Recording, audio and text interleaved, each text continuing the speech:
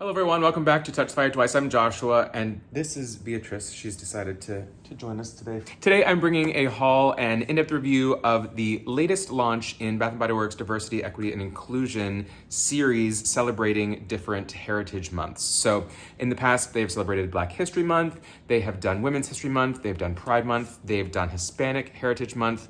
Beatrice is out. She was here for the intro and then she said, okay, you're not paying me enough to do the rest of this video, apparently. Also, they have celebrated Asian American and Pacific Islander History Month for a couple of years now, and they're doing these capsule collections.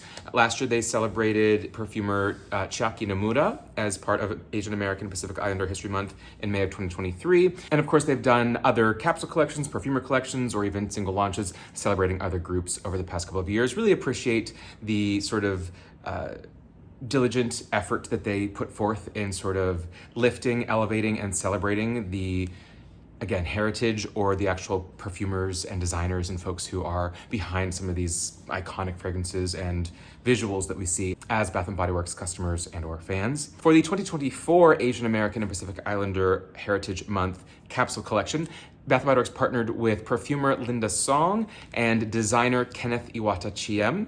Now, Linda Song, the name may be familiar to you because they actually did an interview with her kind of on their Bath & Body Works Facebook page back in May of 2021. At the time, they were not releasing capsule collections like they are now, but they at least interviewed Linda Song and celebrated her contributions to different fragrances at Bath & Body Works over time. If you want to learn more about Linda Song, you can check out the Bath & Body Works website where they have a bit more of her bio.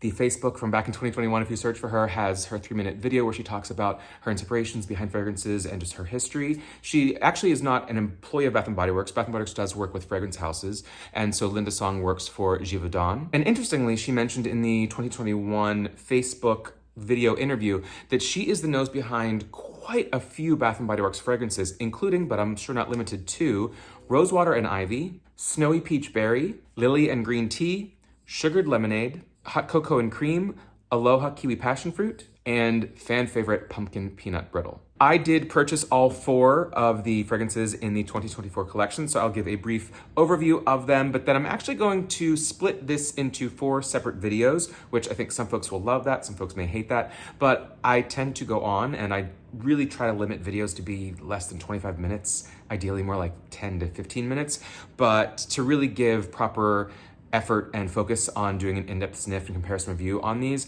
I think it would be better for me and perhaps for you, the viewer, if I split this into 4 videos. I feel like I want to be able to spend a good 10 minutes with each of them. So today the in-depth review will be on one of those, which we'll get to, but I do want to at least show the entire collection. So we have here Cherry Blossom Soju, then Bamboo and Eucalyptus, Roasted Sesame, which I'll say something about in a minute here, and then finally we have Ginger and Hinoki. So as far as just the general aesthetics for the collection, I do think this one is more engaging and visually appealing than some of the past capsule collections.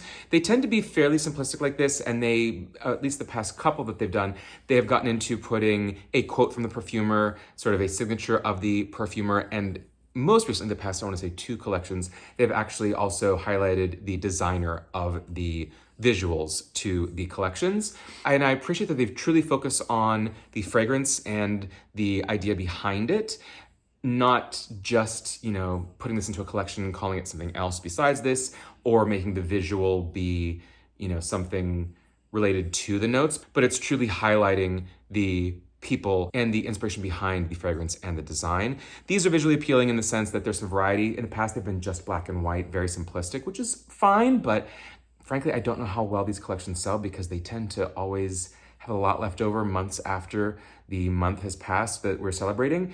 And that's a bit disappointing, but I think it's likely just goes to show that so many people buy Bath & Body Works candles based on the visuals of either the name that excites them or the design aesthetic, which when it's something simplistic like this, people may not always latch onto it the way that they would when it's kind of marketed more aggressively as a specific collection or name or description, right? But I'll let to say, I think this is visually interesting, elevated. I appreciate the glossy black lids. They look nice, especially all together next to each other as well when we have these contrasting colors across the 4 fragrances. Now within this collection, I believe that one of these is a full-on repackage. You might be able to guess which one of those.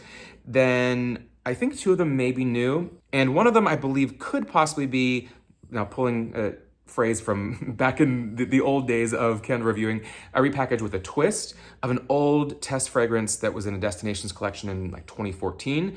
Not sure if Linda Song was part of the Bath & Body Works Givaudan partnership at that point or not, but one of these smells somewhat familiar to me, going on scent memory of 10 years ago. But I do believe that two of them are likely brand new fragrances. So we will go through all of them across the 4 videos, but today I want to focus on the first one I burned, which is Bamboo and Eucalyptus. Again, I will say the aesthetic, I find it, I would say, pleasing, kind of neutral. It's not anything I find it difficult to love or hate. It's just fairly simplistic, but I do like that when you have these sort of different levels of translucency or opacity, you can see a bit through here, and when it's burning, it does put off a bit of a nice glow or flicker. I always appreciate an elevated lid, and these sort of glossy black lids I think are really nice. They're pleasing.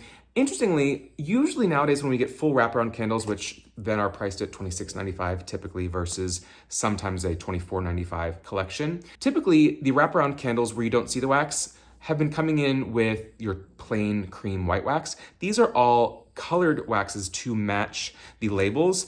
And I will say, when I opened them up and saw that, it was kind of nice. It really is a pleasing aesthetic to see the outside and the inside match.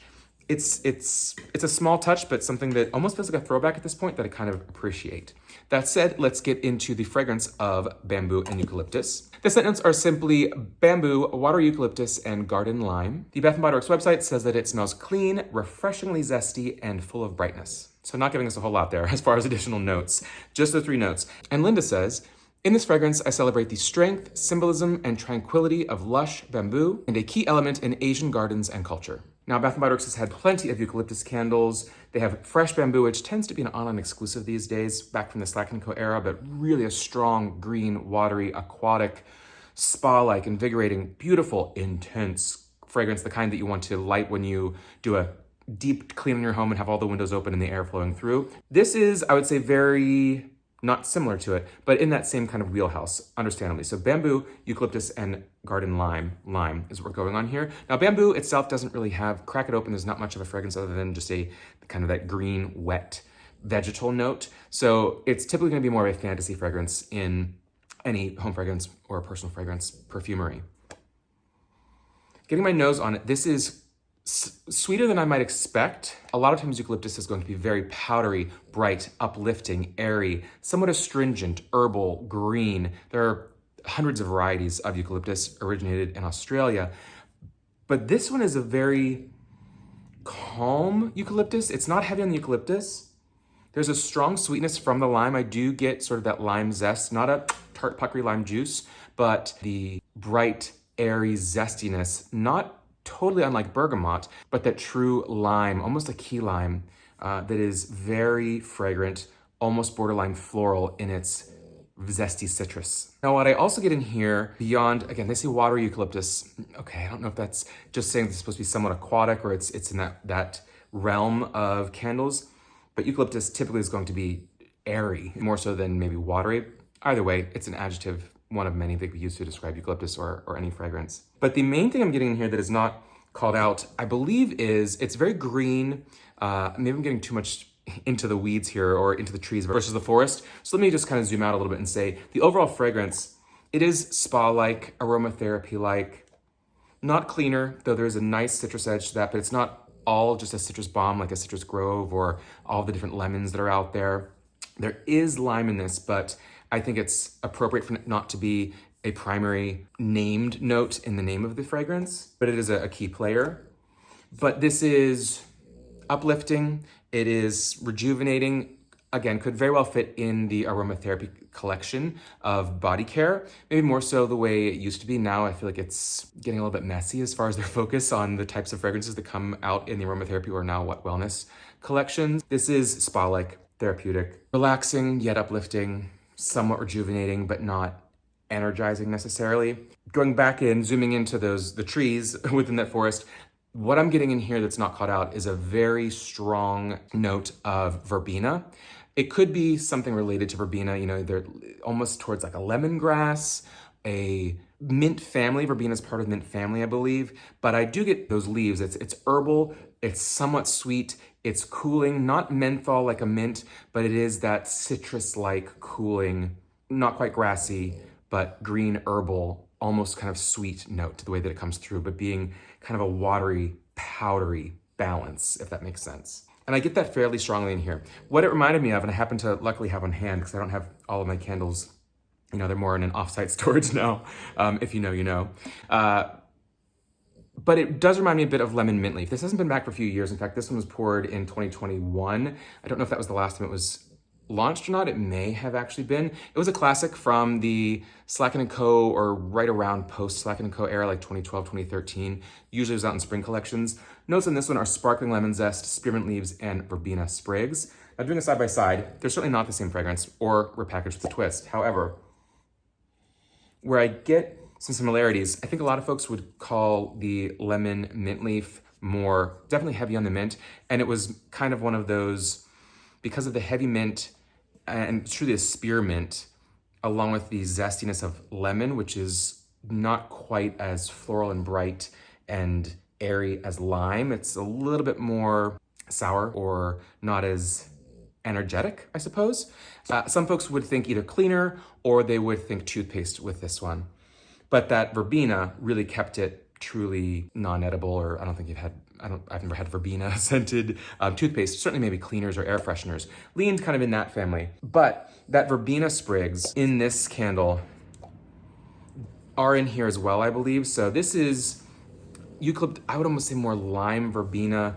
There certainly is that kind of aquatic note that I suppose the bamboo and eucalyptus are bringing. I would love to know the other notes, the other 4, 6, 8 notes that are in here, because I think it could surprise us. There's probably some bit of a floral, a blossom in here, something very soft and light, water lily, I don't know. But it is sweet, refreshing, peaceful, not knock you down like the fresh bamboo if you're familiar with that fragrance, and quite frankly, not as intense, fresh, bright as the lemon mint leaf. Though if you like lemon mint leaf, I could see you liking this as well. This has a bit more, that lime really brings a sweetness in its essential oil. I like this. I will say the throw on this was not a powerhouse. I had it lit for a little over an hour, got a beautiful pull. It looked really pretty burning. However, I had it in a room lit and I was in another room for a while and I came in and you would think an hour long Bath & Body Works in an average size room, you'd get a wall of fragrance hitting you, and I didn't. I could smell it, but it was, I would say, a medium, maybe even medium light, maybe a 4 or 5 out of 10, which these notes with Bath & Body Works typically are gonna give us a 7, 8, 9. So we'll see. I wish it were a bit stronger, but you also don't wanna be choked out by something that is, you know, gonna have eucalyptus and the bright lime zest. But I will say I enjoyed this. To me, if I had to choose between something like a lemon mint leaf, a fresh bamboo and eucalyptus, or a way back Slacken & Classic, just eucalyptus at Bath & Body Works, which was incredible. One of my, like, maybe top 15 fresh scents from Slacken & Co. Back in the golden era. I would choose all of those over this one, but I do think it's very nice. It's a nice addition to the collection. I could see it coming out potentially in the neutrals collection at some point, perhaps with the name bamboo and eucalyptus or something else. Frankly, it wouldn't shock me if this is a repackage, as far as maybe it's been in one of, you know, there's been so many fresh collections and things over the past couple of years that maybe I just missed out on it and didn't purchase it. But it's similar to, say, you know, like the lime zest and blue verbena, in fact, which I don't have that on me, but the neutrals collection that I actually reviewed not long ago, a little similar to this, in fact. And now I wish I had it next to me, because the verbena and lime that's in that could match some of the lime and unlisted verbena that I get from this. So if you have both, or if you've done a side by side, let me know what you think, if there are some similarities there, because it wouldn't shock me. Certainly same family, if not, you know, truly the same kind of sister fragrance. But I do appreciate this one. I enjoy it. So that is it for today. Let me know what you think of this candle, this collection. Any questions you have, thoughts, feelings, and until next time, take care.